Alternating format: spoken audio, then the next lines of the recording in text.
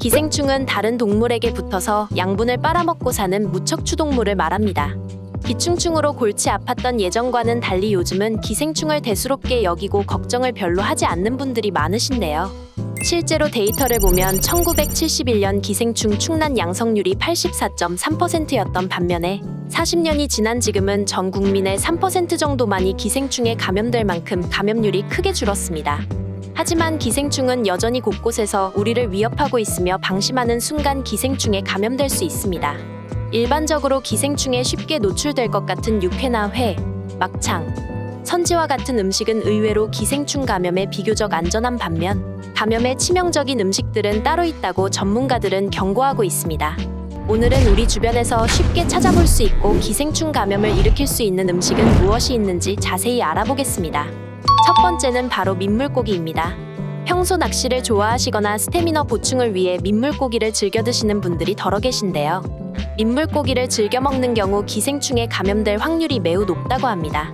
한 예로 2010년 울산에서는 남성 B씨는 지인들과 함께 민물 생선회를 먹고 난 뒤 40도에 이르는 고열은 물론 오른팔에 무수히 많은 물집이 생기는 현상으로 병원 응급실에 이송되었다가 사망한 사례가 발생했습니다.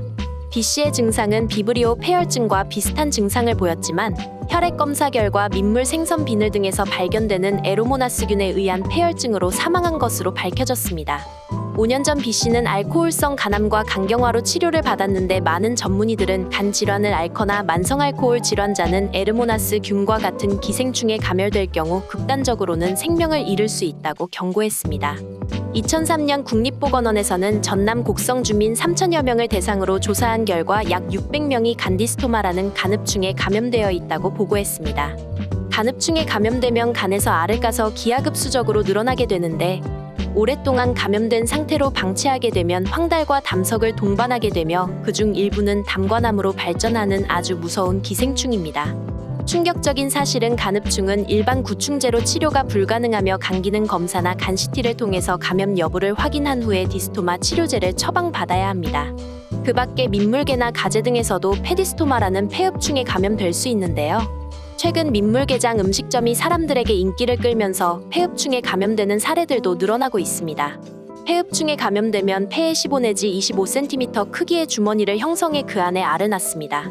이 중 일부 폐흡충은 뇌와 척수피하 조직의 자리를 잡게 되고 또 그 일부는 척추를 따라 뇌까지 올라가는데 이렇게 되면 뇌에 손상을 입혀 뇌출혈을 유발하기도 합니다. 이 경우 프라지퀀텔이라는 약을 복용하면 90% 정도 회복이 가능하다고 하니 참고하시면 좋을 것 같습니다. 두 번째는 소해생간입니다. 소해생간을 날로 먹으면 시력이 좋아지고 건강이 증진된다는 속설이 있습니다. 하지만 실제로는 안타깝게도 이런 효과를 얻기는커녕 개회충이라는 기생충에 감염될 확률이 높아 섭취 시 주의가 필요합니다. 분당 서울대병원 연구팀은 2009년부터 2013년까지 눈개회충 진단을 받은 환자 100명을 대상으로 감염 경로를 파악한 결과 눈개회충에 감염된 사람 중 무려 80%의 사람들이 최근 소의 생간을 섭취한 경험이 있고 생간 섭취는 감염 위험을 15배나 높인다는 것을 확인했다고 보고했습니다. 소의 생간을 통해 사람 몸속에 들어온 개회충은 장 속에 가만히 있지 않고 우리 몸속 여기저기를 돌아다니며 폐와 간과 같은 장기로 이동하게 됩니다. 대부분의 경우 처음에는 증상이 없고 시간이 지나면서 유충이 사멸되고 자연 치유되는 것이 보통입니다.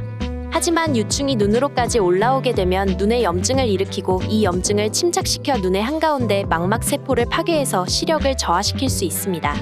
만약 망막 주변에 혼탁이 생겨 그 후유증으로 흉터 조직을 만들게 되면 최악의 경우 실명까지 일으키게 되기 때문에 가급적 섭취를 피하시는 것이 좋습니다.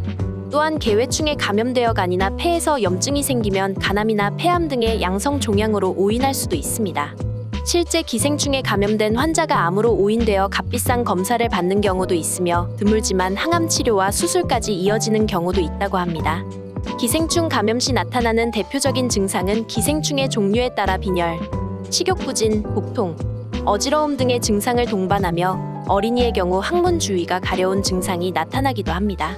기생충에 감염이 되어도 대부분이 자연사멸하지만 간혹 기생충 양이 많거나 면역력이 떨어져 있는 경우 앞서 말씀드린 감염 증상이 발생할 수 있습니다. 기생충 감염으로 의심되는 증상이 우리 몸에 나타난다면 반드시 병원에 내원하셔서 검사를 받으시는 것이 좋습니다.